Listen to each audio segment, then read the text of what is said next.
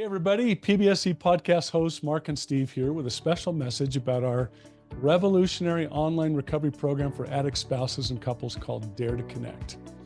Multiple times every week, we get messages from subscribers in the program. They're people just like you. They're trying to heal from the devastation of sex and porn addiction and betrayal trauma. And here's a few of our most recent submissions. Here's one from an addict in recovery. It says, D2C has principles that everyone should utilize regardless of their circumstances. It doesn't matter your coping mechanisms. It matters that you want to work towards genuine connection with your partner.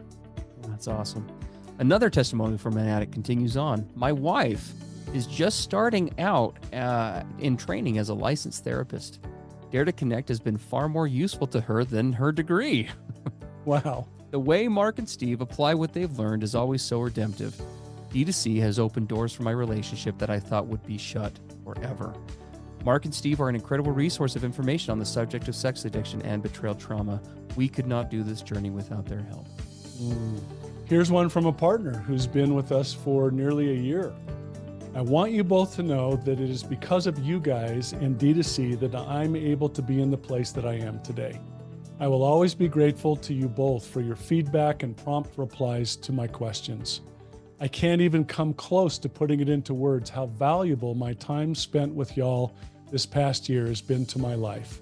Thank you for everything you taught me about betrayal trauma and boundaries and thinking errors and loving myself and making myself a priority and standing up for myself.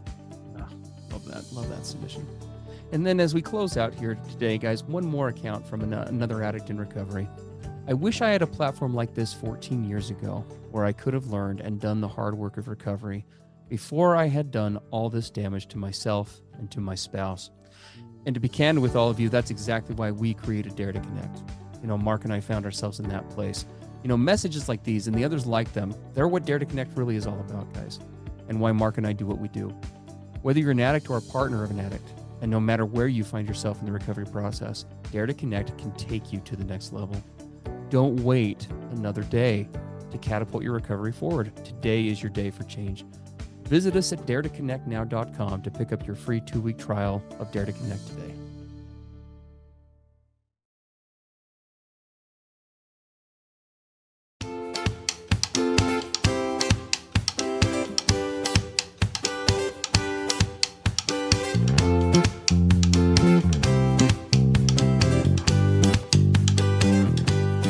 Hey everybody, I'm Steve Moore. And I'm Mark Castleman. We know the pain and heartbreak of porn and sex addiction. And we know the triumph of breaking completely free. Every day, we help our clients find hope and healing. Join us in the fight to take back your life, your marriage, and be stronger than ever. This is the PBSC Squared podcast.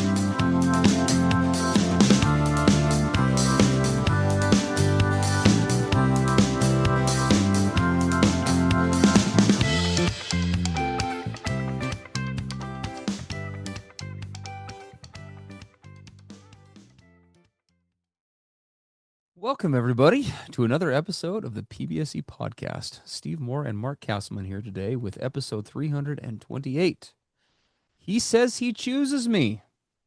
So why is he still thinking about and or fantasizing and or objectifying other women? Right? That is a great question. It is a good question. It's almost kind of a sub-question that sometimes gets tackled in other podcast episodes that we've done. But we like the focus. We appreciated the focus, and it's a really raw and vulnerable submission that this partner has. And we're going to go ahead and we'll read that, and then we'll jump right in. All right. This does come from a betrayed partner, and this is what she has to say. My partner has a long history of porn addiction and compulsive sexual behavior. He hid it at the beginning of our relationship, and when I found out, it shattered my sense of safety. Since then, we've been in cycles. He goes to therapy, he installs blockers, he promises change. There's progress for a while, then there's minimizing, hiding, relapsing, or disclosures that reveal things weren't as, quote-unquote, better as I thought. The hardest part isn't even the porn itself anymore. It's the constant objectifying and sexual thoughts about other women in real life. Women we see out, women on TV, colleagues, even women from his past. He says sometimes they're intrusive flashes. Other times in the past, he has indulged them. Now he's trying to be, quote, 100% honest, unquote. So he tells me when they happen, but hearing them is destroying me. I have just had his baby. Throughout my pregnancy, when I was vulnerable, hormonal, exhausted, dealing with body changes, and feeling unlike myself, there were repeated disclosures. While I was growing his child, I was also hearing about the women he was imagining naked. Then, early postpartum, when I was bleeding, sleep deprived, healing physically, trying to bond with our newborn and manage my older children, there were more disclosures. Mm. There is something deeply painful about sitting there postpartum in a body that doesn't feel like your own and hearing that your partner had sexual thoughts about someone skinny, quote unquote, porn coded on a TV show, or someone from his university days 10 years ago and wondering what life would have been like if he'd chosen her instead. It makes me feel humiliated, replaceable, like I am just the woman he ended up with, not the one he truly desires. Mm. He says he redirects his thoughts. He says he chooses me. He says it's addiction conditioning, not preference. But the volume of it feels relentless, weekly, sometimes daily. It doesn't feel like a rare intrusive thought. It feels like a pattern of a mind that is constantly scanning and sexualizing other women while I am standing right there. I don't meet men and imagine having sex with them. So I don't understand how someone can say they love me, are faithful to me, only want this life with me, and still imagine other women naked over and over again. It feels like emotional cheating. Not once, not an affair, but death by a thousand cuts. And I feel trapped in a double bind. If he tells me everything, I feel devastated and smaller and less chosen. If he doesn't tell me, I feel like we're back in secrecy and lies and I can't relax. I love him. We have a baby. My children adore him. I don't want to leave, but I am exhausted from carrying the emotional cost of his recovery. I am terrified that this will always be happening in his head and I will never feel uniquely desired or safe again. So here are her questions. How do I heal from something that keeps re-injuring me? How do I stop internalizing his thoughts as proof that I am not enough? How do I rebuild the sense of being chosen, especially after pregnancy and postpartum made me so vulnerable? And how do I know that what kind of honesty actually helps healing instead of re-traumatizing me? Mm. It's a really, Wow. really good. We rarely get submissions, I think, that are that vulnerable and raw and just very. I guess I'll just reuse the term, right? Just very, very vulnerable and open and just heartfelt. And heart definitely goes out to this partner for sure. Yeah. Yeah, for sure. I mean, we can definitely validate the depth of the wounding and the ongoing wounding. I mean, to acknowledge the postpartum vulnerability of this whole thing. All right. I mean, my wife, uh, my wife gave birth to six children, and I was present and attendant at every one of those births, and just everything that women go through, all through pregnancy and then delivery and post pregnancy. I mean, it is a massive undertaking that can't be overstated, and the changes to the female body are enormous. I mean, just right, they're vast. And to hear her, express just how deep the hurt and the wounding was when he was disclosing to her fantasies and thoughts about other women while she was in that place. And it's devastating. It becomes this kind of a betrayal trauma overlap. We call it complex trauma, right? So he's disclosing this, while she's pregnant. He's disclosing it's happening pretty much coinciding with the birth, and then continuing to go on after the birth, and now she's trying to bond with her newborn child in that whole process, and it's still going on. So the real injury here is just not some guy who looks occasionally at pornography. I'm hearing this is like chronic objectification, right? It just repeats over and over and over again. And so it's repeated re-injury for this betrayed partner. And so we don't think she's being overly sensitive at all. I mean, this is real trauma being actively triggered on an ongoing basis. And we want to acknowledge that, just acknowledge that as much as we can. Yeah, absolutely. Well, and there is a pattern, right, that's going on here, right? Like Mark said. And there are obviously in, I mean, not even just in addiction, right? With quote unquote normies, people who've never dealt with sexual addiction or sexual compulsion. We're all sexual beings. We're all vulnerable, at least at times, to sexually intrusive thoughts, um, which are things that are unwanted and things that we redirect. But then for those who struggle with sexual compulsion or addiction or have a strong background in that, there is the condition scanning element, right? And it's not even just the pattern so much as it is the mindset behind that. I mean, I mean, I'll be vulnerable. I distinctly remember probably the most visceral example of this for me. I remember it, in the deep addiction days. I would walk into church, right? The most, one could argue, maybe even more than normal, more than average, inappropriate, realm for such activity. I would walk into church and I just start, my brain would just automatically immediately undressing all the women in the room. Just, Mm. it was just, it wasn't even a conscious thought. Right. And I had, and that wasn't something that I was just quote unquote afflicted with. That was a pattern that I had cultivated, right, over time.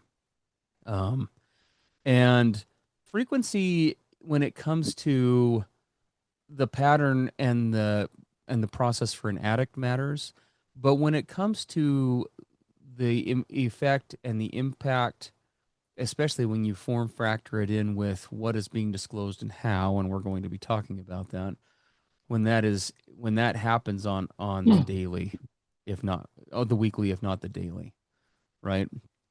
That easily can become very traumatic for a partner, and it would be very easy for a partner to interpret whether it is or not that there is a real pattern here of unresolved addiction wiring happening, right? That Absolutely. where change really isn't happening.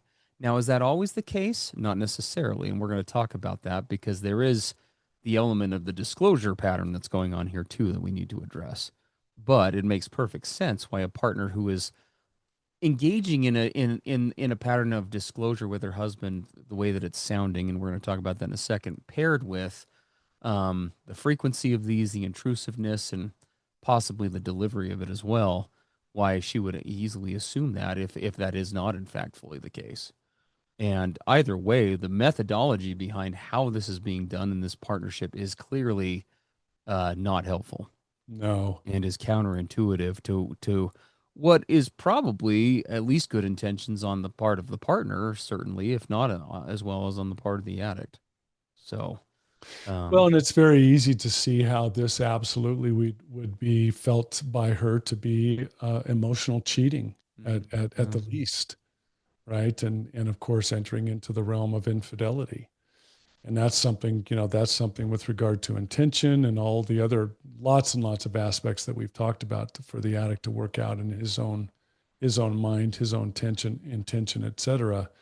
This is horribly painful. And it really, she talks about this double bind of honesty. And we hear this from a lot of partners in betrayal trauma healing. If my addict partner engages in full disclosure, right? If there's the, as we talk about, therapeutic disclosure, where there's a preparation of the entire history, all the truth comes out completely transparently, and all of that takes place. There's a disclosure presentation, all the different aspects of disclosure. That is absolutely essential for many, even most betrayed partners. That brings about re-traumatization. There's just no way around it. And then if after full disclosure happens, ongoing disclosure of any additional slips or relapses going on into the future, it's just more and more re-traumatization. So I want full honesty, but every time that happens, I get to go through the pain and the injury and all of it over and over and over again. Mhm. If there isn't disclosure on an ongoing basis, then there's fear that I'm being continuing to be gaslit, continuing to be fooled. There's a whole lack of safety around not knowing what's going on. So disclose, don't disclose. Ongoing sharing, not sharing. It's this horrible bind that partners find themselves in. Yes. And really, we need to talk for a minute about what we would say, Steve, which we could call it therapeutic honesty versus raw disclosure dumping. Yeah. There's a big difference, isn't there? There's a huge difference, and honestly, when you're talking about honesty in a recovery situation, and this probably will not come as a surprise to all of those listening, especially us addicts. I mean, partners are vulnerable to this as well, but addicts are well known for doing things in extremes. No, really? Us Every extreme? we really do have we honestly do struggle very much in many areas, ranging from the addiction itself to elements of recovery, with finding the balanced nuance, right, of what is healthy versus not. Outright deception, right, versus I'm going to, tell you how many steps I took today on my way to the driveway as part of my check-in. Mhm, Right, mhm. obviously that's a little facetious, but the same thing holds true in the recovery process as well. We work with guys all the time, who, for example, struggle to. It's almost foreign to them to think, well, why would my wife care about anything I do in recovery?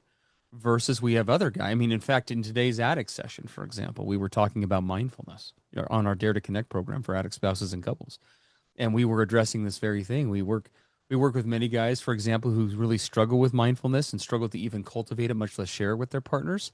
But one gentleman shared, and we spent a good time talking with him and others in the chat who kind of relayed with it about where his struggle is. All he does is share feelings, and she's frustrated because his check-ins will be scads and scads and piles of feelings, and not enough accountability and change paired to it. Yeah, But yeah, he'll talk about his feelings all day, right? yeah. Like, Just nothing changes. but it's just the Yeah, same yeah, thing every exactly. day in and day Exactly. out, right? And So, so yeah, here we are, right, in this process, and the question becomes, should honesty look like? And there are three pieces to honesty that we just ask each of you to kind of examine as you're looking at your own recovery process, because what we're going to talk about next is kind of individualized for every coupleship. very much, very But much. honesty in a recovery dynamic should be very much contained, structured, and recovery focused, and meaning not detail focused. So Mhm. what do these mean? Because we should talk about these for a minute. Let's talk about contained for a second. I'll get. I'm going to use my marriage as an example because Brittany, my wife, is really really good at boundaries. And I remember I've been sober for coming up on 12 years now, I believe, which is crazy. But I remember fairly early on in sobriety, my wife got very, very good at boundaries and doing her own recovery. And she laid down some groundwork for this disclosure process that we still operate on today. We don't use it, nearly at the frequency that we did back then, but it's still in place technically. And her process for having things disclosed to her is simple. So for her, what contained means is the following. First of all, you do need to tell me, Steve, within 24 hours if you engage in some sort of acting out. And then she outlines what that is. But she also, as part of that containment, says, but before you tell me within 24 hours, the following needs to happen. First, you need to talk to somebody in your group about it, in your recovery circle, in your recovery group, in your recovery process, because the shame, the baggage, the emotional baggage, the emotional fallout, all the crap that's attached to that, that's not my job to fix. It's not my job to carry. It's not my job to handle. That is what your recovery group is for. I am not your dumping ground. She's told me pretty pointedly in the past, and she's absolutely right. And she asks that I tell her within 24 hours. I don't do that. I don't do that until I've talked to somebody. But when I do come to her, she has outlined, first of all, I need to have a plan for what I'm going to do differently in the future. But tied to that, she also has outlined for her, and this is where this becomes individualized, okay? For her, what she considers something she wants to know and needs to know for her own recovery and healing versus not, okay? So this is what it is for her. And hopefully this will give you spouses something to operate off of. First of all, if there is any sort of incidental exposure, so say I'm working, I'm a sex therapist, obviously, so I'm working, and there's some sort of incidental exposure to something triggering while I'm, doing research for a client or something. She doesn't care about that kind of thing at all. She has no need to know about that at all. But if I choose to in any way engage with that information, or if I search anything out, even if I'm not successful in finding anything, She absolutely wants to know. Does that make sense? So for her, she's done the work to very clearly outline for me, this is what I need to know for my own healing and accountability in my marriage. I need to know when Steve engages in intentional operations or actions to try to seek out things that are sexually triggering. But she, by doing so, has eliminated things that after contemplation have not been helpful or effective for her. Right? I don't need to hear about all, 25 incidental exposures because you work with sex addicts all day and what that means. That's not helpful for me. That's actually really hurtful to me. I don't need that. Right? So that would be an example of what contained, structured, and frankly, all three, honestly, and recovery focus looks like for my wife. And it's been a template that has really enhanced our process and helped to mitigate some of the unnecessary damage that has been done or had been done in the early days when I would just come to Brittany like a sexually disclosing soggy waffle and just kind of, you know, wring myself out all over her and dump. Mm-hmm. Yeah, what we refer to as raw disclosure dumping, right? We encourage all this to have very much a structure, a purpose, where it's very well known by the partner in healing and the addict in recovery. What does she want to have shared? What's the structure of that? And how is it all completely recovery focused? What happened and why? What led up to it? What was the exact the exact acting out, and preferably with as brief of details as can be, to clearly communicate what it was, but not to over share with that, because again, once you hear it or see it, you can't unhear it or unsee it. And then very big focus, what is he now going to do going forward so that the outcome is different next time? That must be a part of this, right? That's a part of this therapeutic honesty that we call it. Now, she asked some very specific questions in her submission. And right before we get to those, I just wanted to say something. This whole postpartum description was very heartbreaking to hear. She said, I had our baby. I went through the whole pregnancy process. This is our family. This is me putting my whole self on the line and sacrificing to bring forth a child for us and our family. How could he possibly be in that old fantasizing and objectifying and scanning mindset when these deeply meaningful things are going on for us? She says, I don't understand. That is an extra deep level of trauma and injury and betrayal when we as addicts continue to act in the addict mindset when really sacred things are going on in the relationship or with our partners. Mm. And we could do a whole podcast on how in the world does the addict brain go to such despicable, dark, awful places where they throw everyone and everything under the bus. That's part of addiction. It's part of the insanity of addiction, the cold, calloused, narcissistic side of addiction. It's awful. It's one of the reasons that we as guys who get into real recovery, when we're willing to step back and look at that guy, right? When Dr. Jekyll is willing to look at Mr. Hyde, we're horrified.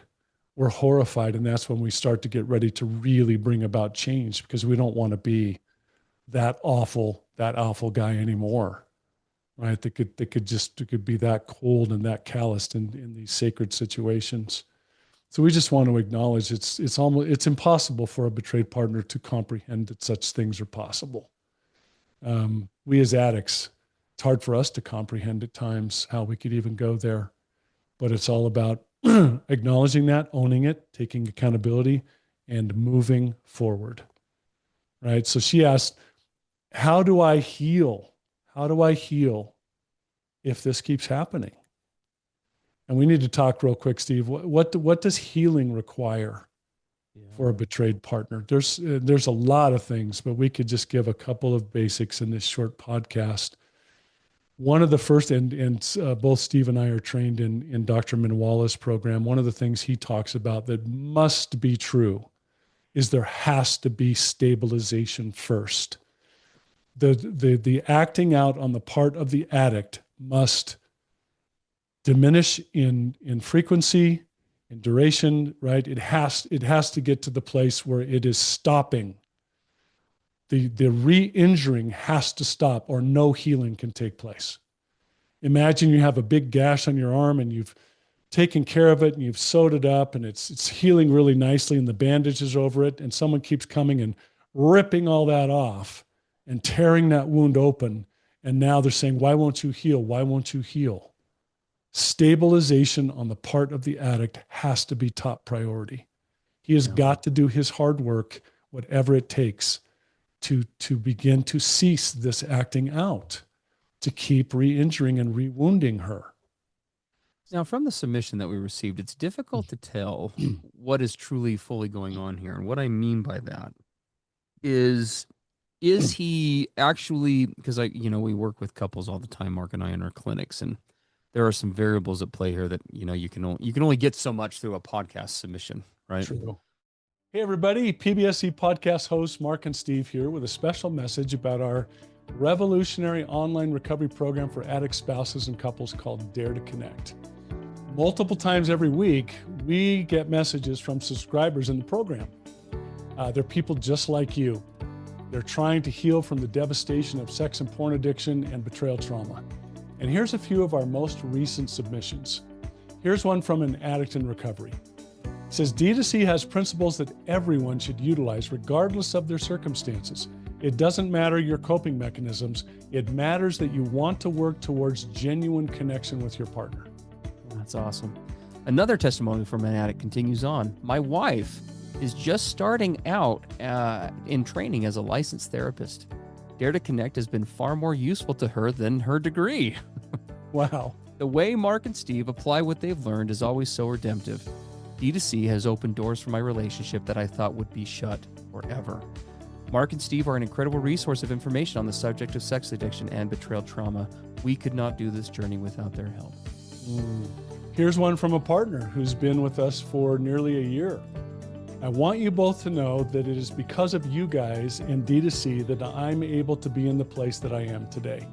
I will always be grateful to you both for your feedback and prompt replies to my questions. I can't even come close to putting it into words how valuable my time spent with y'all this past year has been to my life. Thank you for everything you taught me about betrayal trauma and boundaries and thinking errors and loving myself and making myself a priority and standing up for myself. Love that submission. And then as we close out here today, guys, one more account from another addict in recovery. I wish I had a platform like this 14 years ago where I could have learned and done the hard work of recovery before I had done all this damage to myself and to my spouse. And to be candid with all of you, that's exactly why we created Dare to Connect. Mark and I found ourselves in that place. Messages like these and the others like them, they're what Dare to Connect really is all about, guys, and why Mark and I do what we do. Whether you're an addict or a partner of an addict, and no matter where you find yourself in the recovery process, Dare to Connect can take you to the next level. Don't wait another day to catapult your recovery forward. Today is your day for change. Visit us at daretoconnectnow.com to pick up your free 2-week trial of Dare to Connect today. All right, so this re-injury can take several different forms, right? One is that he could, in fact, be just continuing, maintaining, or even increasing the amount of acting out he's doing, right? And that is definitely a potential for re-injury, and that may apply to some of you listening. There's also the other side of this that ties in with the second bullet point we have here in our production notes as we were getting ready for today, which is there could be inadequate or incorrect boundaries around what she hears and what is actually shared with her, because unnecessary sharing in the disclosure process itself can also be very much damaging and also be re-injuring as well. And I go back to the example that I used with Brittany, that I gave a few minutes ago. The boundary that I shared with you, and I hope that there's a valuable template for partners. When I've shared it with other clients in the past, it has been. But the reason why I share that is because Brittany and I did this process all wrong. at the beginning, probably like many of you. The boundaries around disclosure. I mean, I wanted to be honest with Brittany. I wanted to be transparent. I wasn't outright deceptive, rarely if ever, with Brittany at the beginning, but I was trying to provide as much insight and transparency in the healing process as I could. But oftentimes, for various reasons that we don't have time to get into, the way and the manner in which I'd go about doing that wasn't helpful in terms of providing accountability for her. It just put a bunch of triggers in her head that she now had to do more work to process through, if that makes sense. It didn't add to the narrative. It didn't help to create cohesion between us. It simply just created it made the disclosure process or the check-in process really something to avoid or to not want to engage with, because it wasn't helpful. And here again we have the example of the extremes, right, where addicts struggle. And this is where so I would invite every partner who is listening to this, if this resonates with you at all, you need to know, and not that we can do this, but Mark and I want to quote unquote give you permission on this podcast to empower yourself to decide what you want to hear in a disclosure process. Whether you've heard us, you have all heard us do, we just recently did an episode on formal disclosure on the podcast. Formal disclosures always are done for those who are properly trained by them for the benefit or the non-benefit of a partner. Being candid, I don't give a damn whether or not an addict wants to do a disclosure or not when I'm meeting with a coupleship. Now, whether he will or not is obviously part of the equation, but I don't do it if he wants to or not. I could care less whether he wants to or not. It's not about him. Disclosures are about partners. And if a formal disclosure is that way, logic would also dictate that informal or disclosures on the daily or the weekly should fulfill the same purpose, should they not? The whole idea here is to provide what a partner needs so that she feels like so that she's getting the information to show up adequately and authentically in her marriage and in her relationship, sexually or otherwise, to have a beat on what recovery is looking like for him, and then to take what she needs from that process and then, quote unquote, to quote 12-step, leave the rest. And if there are elements to that process that are not helpful for her, she has the right and the obligation to say, I don't want to hear about these things. Going back to my wife's example, those non-incidental things, Brittany used to want to hear about those like most partners do at the beginning. What Brittany's learned through wisdom, that's not helpful for her. It's not cohesive for her. It doesn't build anything. It doesn't so much cause problems between her and I. It just, again, it's a bunch of information she just has to surrender or do work around that it doesn't give her any value. And so Yeah. every partner should be evaluating this process within their own because we can't tell you for sure what's right for you, right? But you should be the one in the driver's seat. So I'll just end this little monologue I'm doing with this thought. The addict should not be controlling what is disclosed. You should be controlling what is disclosed. And if he still has guilt or shame around that, then he has a group or a therapist. And if he doesn't, he needs to get one or both to process those through. If only there was a thing like Dare to Connect where he could talk about these things that he could, enroll in and get help with that. DareToConnectNow.com, 2-week free trial, guys. Get your butts in here, and we'd love to help you with that. Well, she asked another question. This one is very difficult for healing partners. How do I stop internalizing this? Yeah. He's looking at, he's thinking about, he's sizing up, he's doing all these things with all the other women around us. How is that supposed to make me feel as his partner? And we would have to do a whole podcast, and we have done podcasts. You could go and look them up on our site at daretoconnectnow.com. You'll see the PBSC podcast banner at the top. Click on it. And if you go down into the podcast section on that page, get a little spyglass where you can click on it and do search words. If you search some words like worth or value, you see some podcasts come up about partners and their value, separate from what he does or does not do, separate from what he thinks or doesn't think. And I know the hearing that is hard. It's very hard. But this is about him. This is his choices over long periods of time, his conditioning, his addiction wiring, not your worth. And frankly, his ability to value people and things is really screwed up in the addict mindset. It can't be trusted. He can't trust it.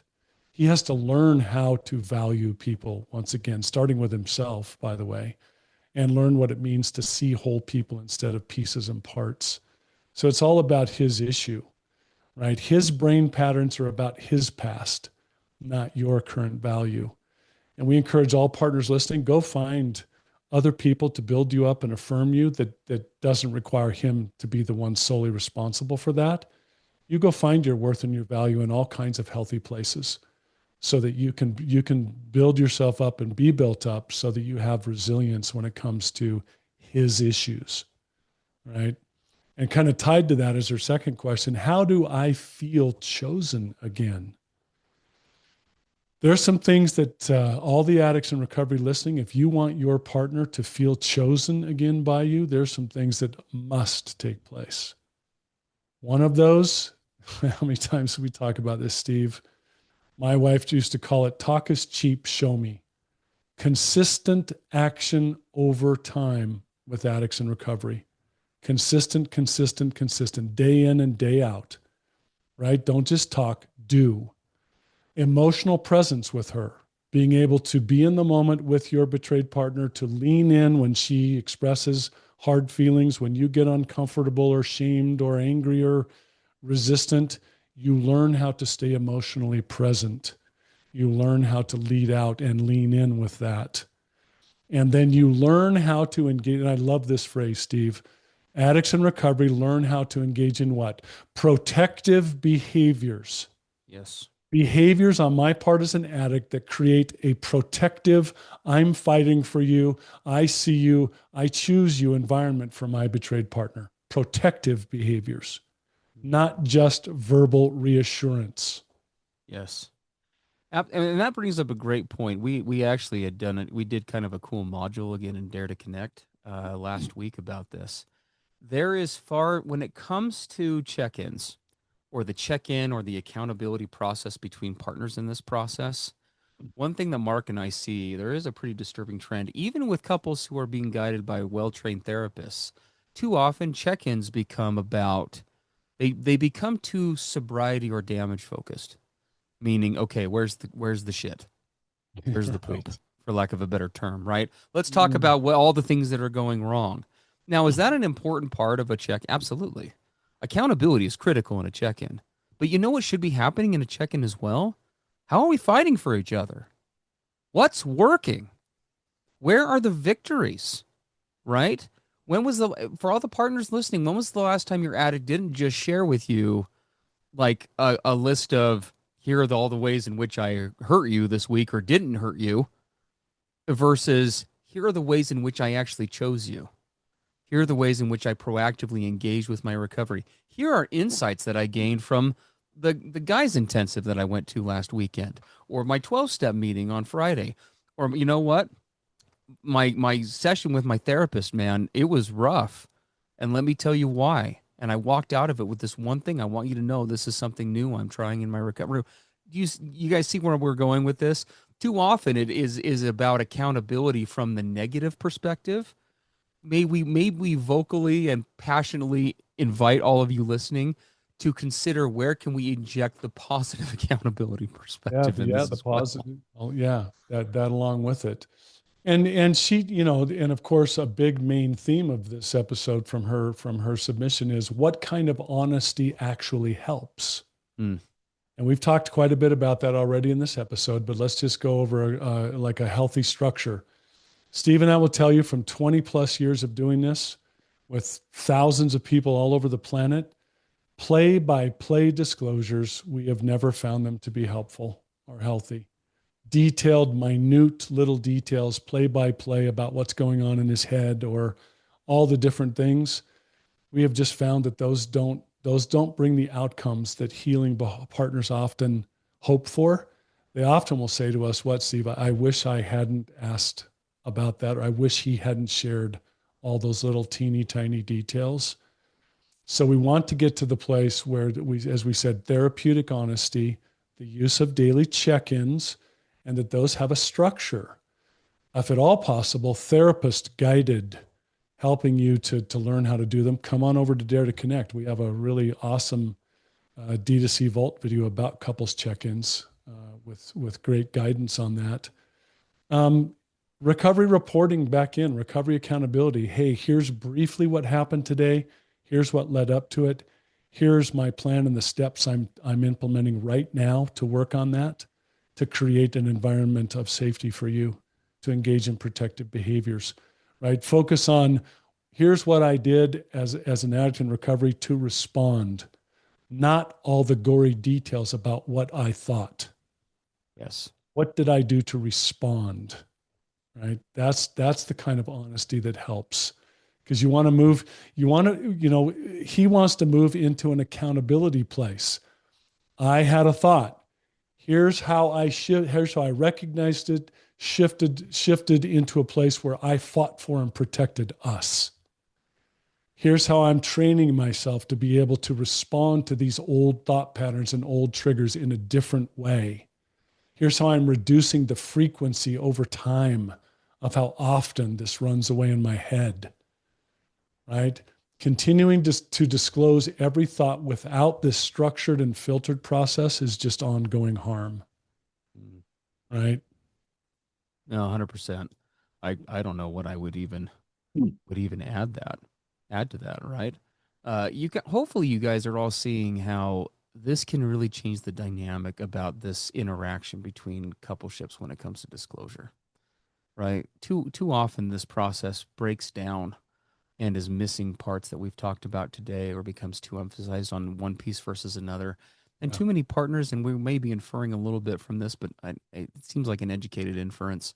Too many partners, like the one that wrote us here today, almost kind of feel imprisoned in a way by the Yeah. process, right? Yeah. Like, gosh, this is something I just have to endure day in and day out. And you have absolute control and we hope that you will take charge of this process. Disclosure in the coupleship is for you.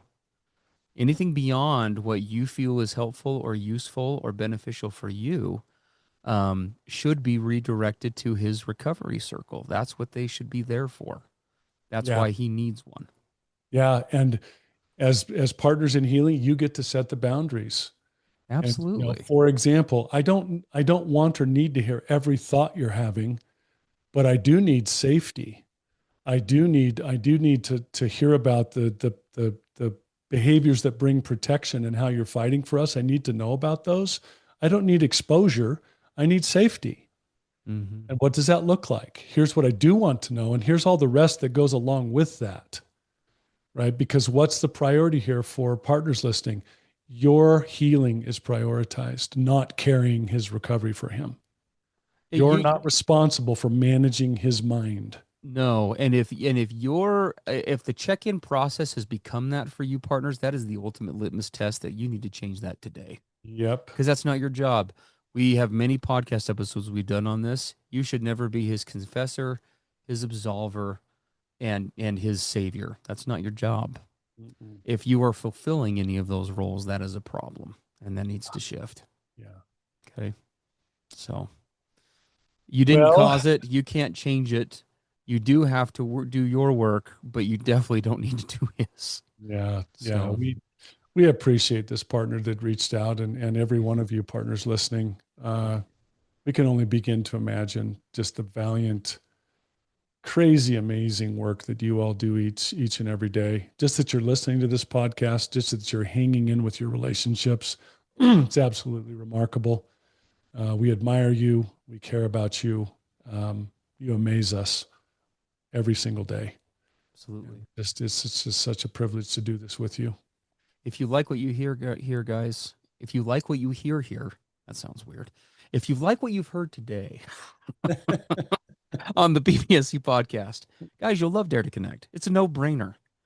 Less than the cost of 2 therapy sessions, you get access to a crazy quantity and amount of ongoing content, live interaction with us and with other couples in an anonymous setting where you can get support, an interactive forum where you can engage with other addicts and partners who are struggling with the same thing, advanced courses on various recovery topics.